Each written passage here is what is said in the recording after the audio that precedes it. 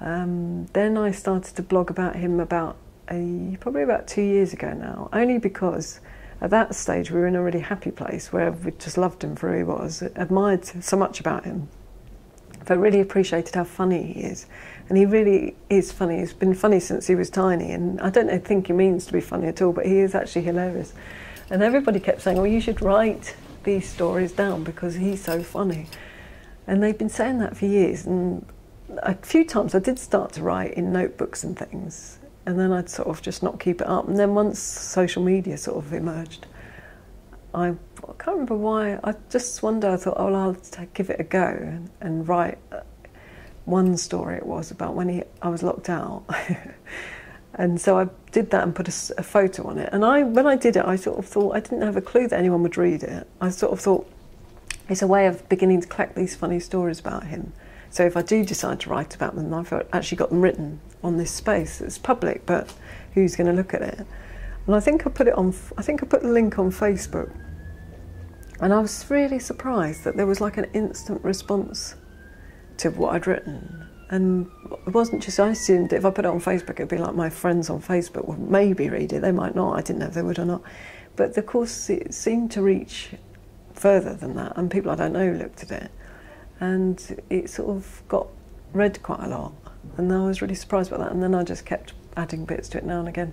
But I noticed that after a few months of doing that, that people who didn't used to talk about him would say to me things like, and here as well, oh, how's Connor getting on? And he suddenly became a person, I think.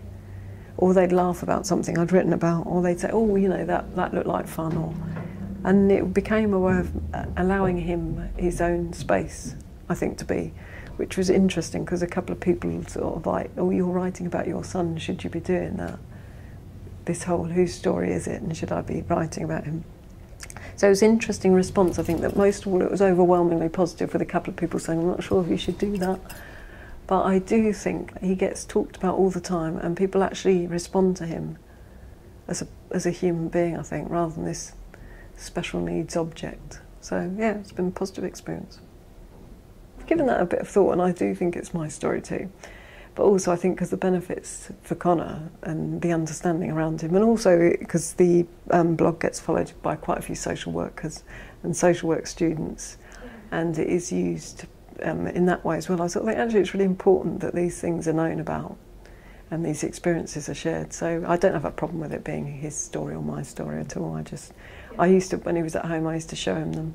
So look, I've written this, what do you think, before I made it public? And he'd always just grin.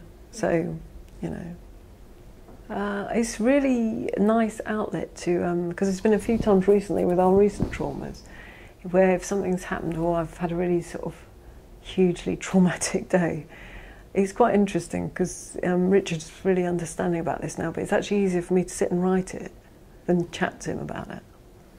And I feel like it creates a record of what's happened, but also it's just a means of, it's actually quite therapeutic writing it sometimes. Sometimes I really enjoy writing it.